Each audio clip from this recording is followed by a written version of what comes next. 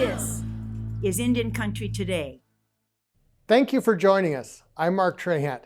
Here are the headlines from Indian Country Today. A bipartisan House of Representatives impeached President Donald Trump. 10 Republicans joined all of the Democratic members voting for a single article of impeachment, incitement of insurrection.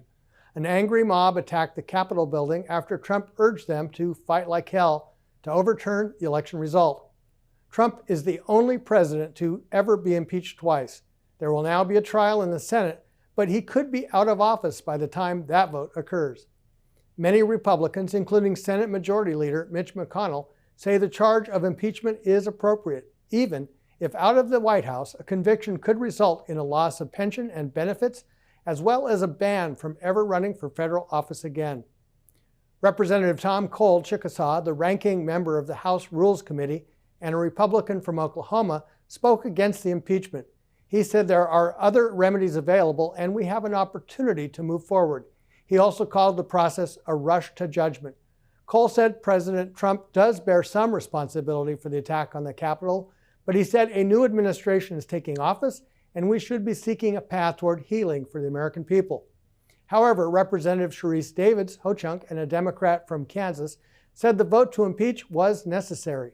Before we can move forward and begin to heal as a country, we need full accountability for those responsible for these attacks that resulted in 5 people dead, including a Capitol police officer, and many more injured. There are multiple ongoing investigations into the tragic events that occurred, and I remain committed to ensuring that every person who played a role in this insurrection is held accountable. She called the attack a direct attack on our democracy. The Cherokee Nation in Oklahoma is demanding a refund for its donation to the Republican Attorney General's Association.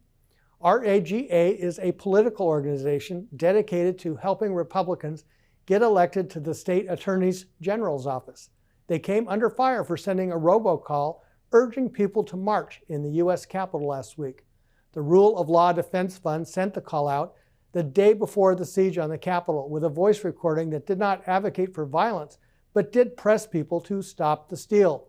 Shortly after it was reported, RAGA Executive Director Adam Piper resigned.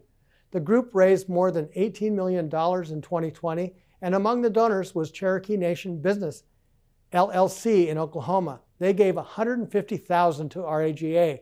According to reports, the Cherokee Nation Business, LLC was unaware of RAGA's fundraising arm, Rule of Law Defense Fund, or its connection to the Capitol, and requested the refund back to the organization.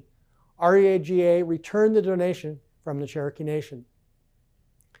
Kevin Gover is leaving as the director of the National Museum of the American Indian to become the Smithsonian's Undersecretary for Museums and Culture.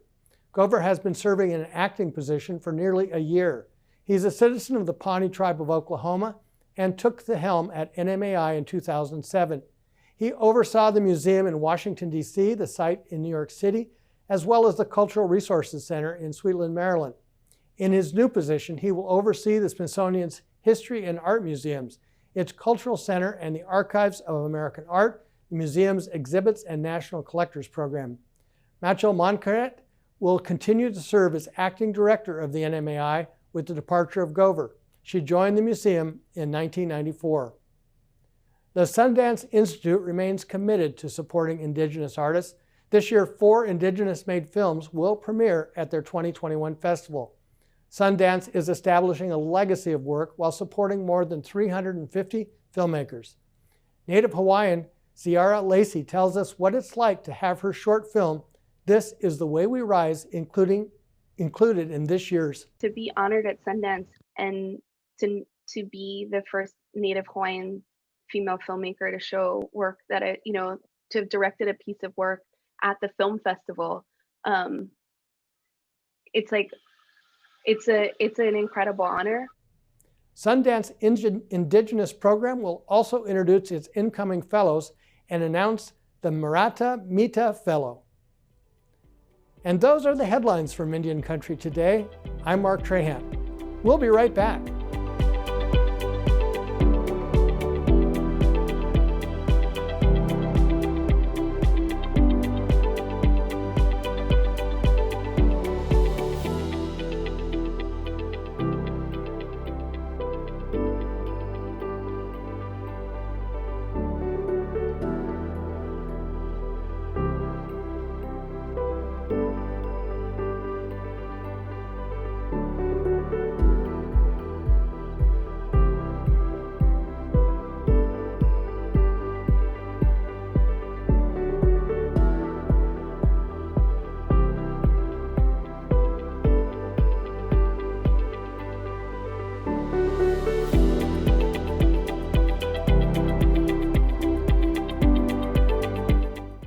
The 19-month-long protest and occupation of Alcatraz started in 1969 when 89 American Indians and their supporters occupied Alcatraz Island. Many familiar with the history know that the group lived on the island together until it was forcibly ended by the US government. The planning of the recent Capitol insurrection is said to have taken many months, but what of the pre-planning that went into Alcatraz? Today, Osage citizen and Professor Robert Warrior joins us to discuss the details behind this pivotal moment in American history. Professor Warrior is a scholar and Hall Distinguished Professor of American Literature and the Culture at the University of Kansas. He is the co-author of the book Like a Hurricane, The Indian Movement from Alcatraz to Wounded Knee. Welcome to the show, Robert. Thanks, Mark. Maybe set the stage. What was the similarities between some of the planning that went into Alcatraz and what you saw unfold just recently? They're really different events, although I think that they do have some similarities in terms of spontaneity and the sense you can get of things happening in a really fast time frame where it's really difficult to keep track of everything. And well, another part of what I would see as a similarity is the sense that anybody could have seen this coming, but they just weren't really choosing to notice. And certainly with Alcatraz, I think that the Bay Area was someplace that people knew, but people in the native world knew, but didn't really think of it as being on the beaten track. And so when Alcatraz happened, I think a lot of people were surprised. It was something that seemed like that should be happening in Denver or in Minneapolis. But the Bay Area seemed like a different sort of place, a little bit further away from the main action in the late 60s. But for people who knew that area, who knew what was going on in urban communities, it was a real center because of relocation, because of there being three communities, Oakland, San Jose, and San Francisco, that there was a lot going on, and there were a lot of dynamics, and there are lots of different groups. And I think that's another similarity with what we saw last week, that different people with different can all be planning the same thing, but have different sorts of purposes in mind. The one similarity that came to my mind is almost immediately was the powerful metaphor you used in your book, and that is like a hurricane, that there's just this force that it's unleashed when things like this happen. Maybe talk about that for a second. Sure, and the one thing about Alcatraz is that sense, I think, of its brilliance, of the idea that there's a real sense that whoever thought of this was thinking of something that was going to last in memory for a long, long time. And that whatever else you say about it, that it seemed not well organized, or it seemed as though it was really pursuing kind of aims that were not really possible. Why would you have a community center out on an island, as we wrote in Like a Hurricane so many years ago? Why would you want to have a community center that you had to get to by boat when most people in your community take the bus? And so there's a way in which that spontaneity and the brightness of it, the brilliance of it that emerges suddenly changes things. And I think that that's one of the things that we're all doing right now with what happened in D.C. last week, is seeing that we thought we were coming out of something with the Trump administration ending, but I don't know that people thought that this would be entering into a new watershed moment. And it seems like that's a real possibility here of what's going on in 2021, is that sense that we don't know what's going to happen next. And I think that that's a real similarity with Alcatraz as well. There was suddenly a quality in the native world that people couldn't just dismiss something. Oh, those are a bunch of urban Indians. Oh, that's a bunch of people who are discontent.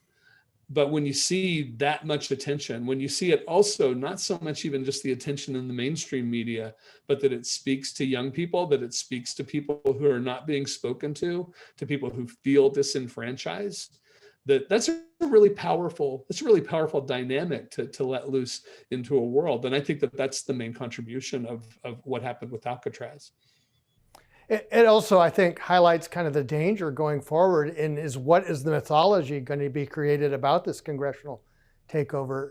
Is it an American revolution, or is it something less? Is it just chaos? That's a great point, and I think that one of the things that I've been thinking this past week is I want to get as much information right now as possible about what's going on with what happened in DC, because I want to. I know that coming up is the mythologizing of it, that within not very long, we're going to see other versions of what actually happened. And those of us who saw it happening as it unfolded on TV will be scratching our heads saying, I thought it was really different than that. It seemed like it was, in fact, more chaotic. It was less organized. It wasn't this. And that sense was always true in trying to research what happened at Alcatraz 20 years later, 25 years later, just trying to get a sense from people who had been there that they'd had a lot of practice in telling their version of the story. And many of those people, they weren't trying to fabricate anything. They weren't making up things. It's just that the rough edges of history tend to get smoothed over. The more times you tell something, the more that the rough parts of it that don't quite make sense, they tend to get smoothed down and lost track of. One difference I think that will be interesting to see how it plays out is that both with Alcatraz and later the takeover of the Bureau of Indian Affairs and even some of the other significant events up to Standing Rock, is that Native people were trying to get a voice. And here you have people with 70 million that did have a voice and want to basically control the narrative rather than to have a say in the narrative. That's a really excellent point as well, Mark. The ways in which these sorts of tactics of getting into the public spotlight, of making news, these are available to everyone, and so they don't just belong to people who are searching for a way to make it into the political discussion.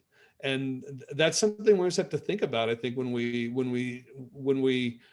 think about how do I get my voice heard? How do I make myself a part of these discussions about these issues that are so central? We may not always like the other people we share the spotlight with, or who are in their own spotlights, down the road.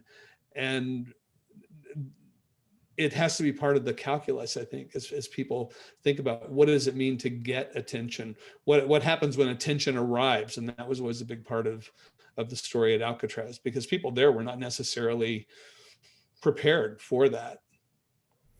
We only have a couple minutes left, but I want to make sure to ask you about the role of government, because the response by the government was so extraordinarily different in these two cases. Absolutely. And the sense of dismissiveness at Alcatraz, that what was going on wasn't important, it could be ended within a couple of hours. But also the sense, I think, that one of my lasting impressions of looking at that period of time and looking at the government response, looking at the Nixon administration's response, and seeing that there was actually a great fear that people wanted to avoid another Wounded Knee at Alcatraz. They wanted to avoid another Wounded Knee at the Bureau of Indian Affairs takeover. And then they found themselves in 1973 having to try to avoid another Wounded Knee at Wounded Knee. And governments are actual real things. And people make decisions within them that are also unpredictable and are that can't always be planned for. And I think one thing that as Native people we always have to keep in mind is that when we come into the public spotlight, we're prompting something within a really deep part of the American imagination that imagines itself as part of a very long story of Native people being a part of the history of the United States, but oftentimes as enemies, and oftentimes as something that prompts an overreaction, as we see all the way through the 19th century into the 20th century. It's, I want to just mention next month, Professor Warrior will be featured on a virtual panel, Circle of Notable Native American Scholars. The event is co-sponsored by Harvard, Stanford, and it explores the idea of Indigenous excellence. And I love that idea of Indigenous excellence. That's a really powerful idea. The webinar is February 11th at 6 p.m. Eastern, and it's available for free. We'll have a link on our website. Thank you, Robert Royer, for joining us today. Thank you, Mark. And we'll be right back.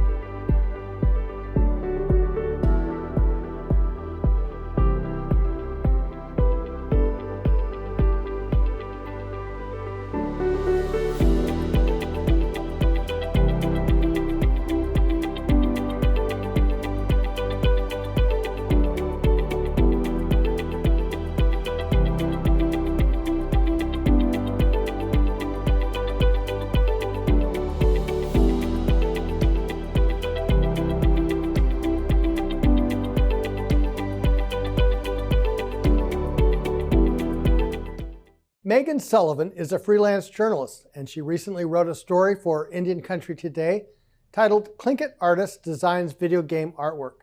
Welcome, Megan. Thank you. So tell us about this video game. So this video game is set in a fictional Southeast Alaska town, loosely based on the real-life Alaskan Native village, Hoona. And it follows a set of twins who were raised in this town as they return to their home and kind of investigate these events from their past that are still shrouded in mystery. So you think about how a game like that can tell people about what both the culture and I assume it has language in it? Yeah. So even though the main character twins aren't Tlingit, a lot of the other characters within the video game are Tlingit. So Tlingit culture is actually kind of a huge aspect of this game. So one big feature of it that they really focus on is Tlingit art, Tlingit customs, and even some words, Tlingit words as well. What's the reception from people so far? Well, I think people really like the game. The locals were really happy with the outcome. They thought that it reflected their culture accurately. The Don't Nod team, which is the game developers who helped Xbox make this game, they are actually based in Paris, and they traveled all the way to Southeast Alaska in order to get a better sense of the culture and to kind of reflect the culture accurately in the final product. And so they worked with Tlingit artists, they worked with people who were in charge of the Heritage Center there, and it was really kind of a team effort to make sure that Tlingit culture was accurately represented. And I think in that regards, the game has been a success, just from the people I've talked to in the area who thought that they did a good job. How does the game work in terms of the plot? Yeah, so I haven't actually played myself, but from what I understand, it's a choose your own adventure game. So you kind of get to choose the different paths that the characters go down. And it's not a super light game. It does explore kind of heavier real world themes, such as mental health, trans identity, and, kind of past traumas as well. But the game developers actually thought that setting this in this beautiful setting of Alaska was kind of a good counter maybe to the heavy themes that the game explores. Well, and I think that's probably one of the most profound things is making trans culture just part of an ordinary, accepted part of life. Yeah.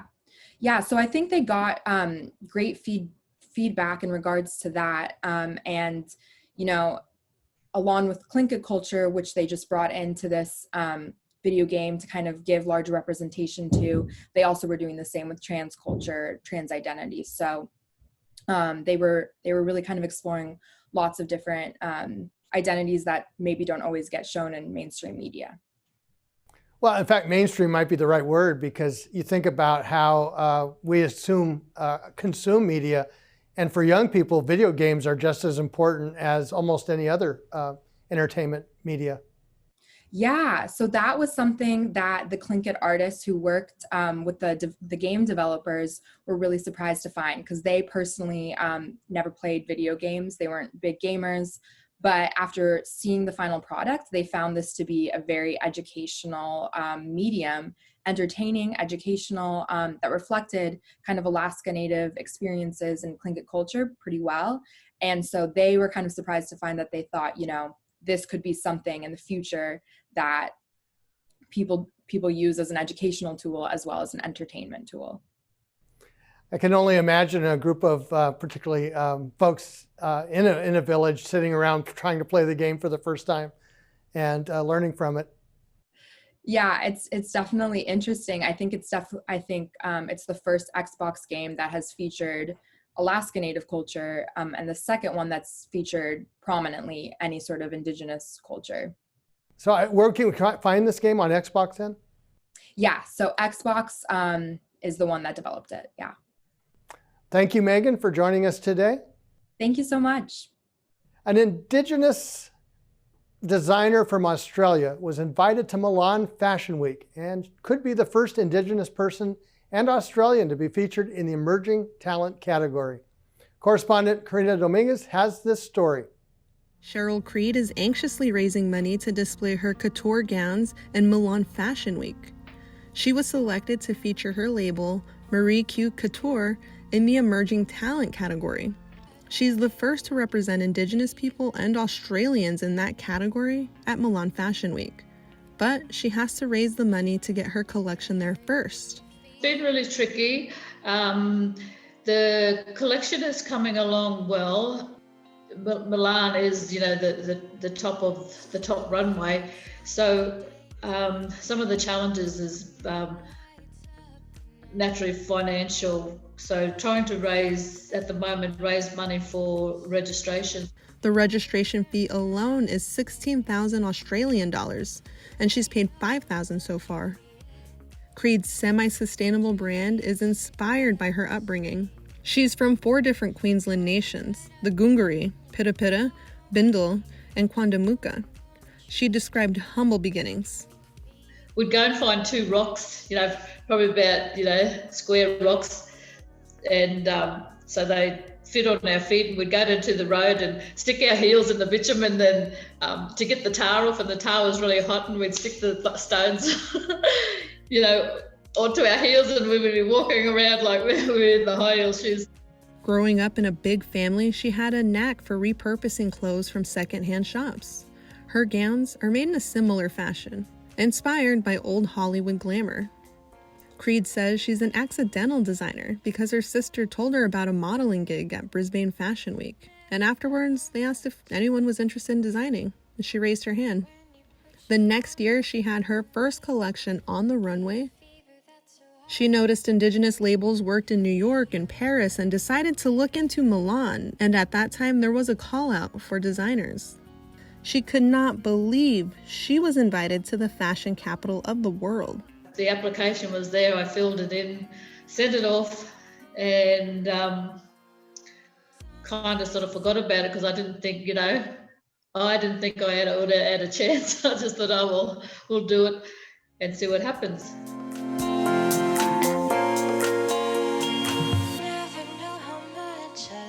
Like a dream come true. Well, something that we didn't even think we could reach those heights, in the fashion world. It was kind of the Mount Everest. Creed was shocked when she learned her designs could take the stage alongside international fashion powerhouses. She's taking it as a sign to continue her work. I'm a late starter, I think, in this business, and it told me that you're on the right path, because they obviously see something in my designs that they liked, and I just thought, well, this is your kind of sign that pulls you forward, that you can't stop this. Creed set up a GoFundMe account, and if she can raise the money in time, Marie Q couture gowns will be strutting down a runway in Milan between February 23rd and March 1st. In New York, Karina Dominguez, Indian Country Today. And that is a slice of our Indigenous world today. Thank you for watching. We'll be back for another edition tomorrow. I'm Mark Trahant.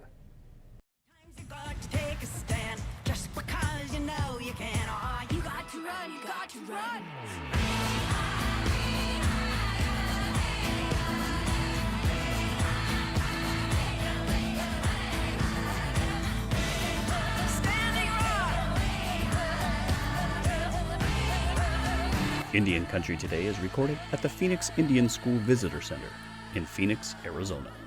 This is Indian Country Today.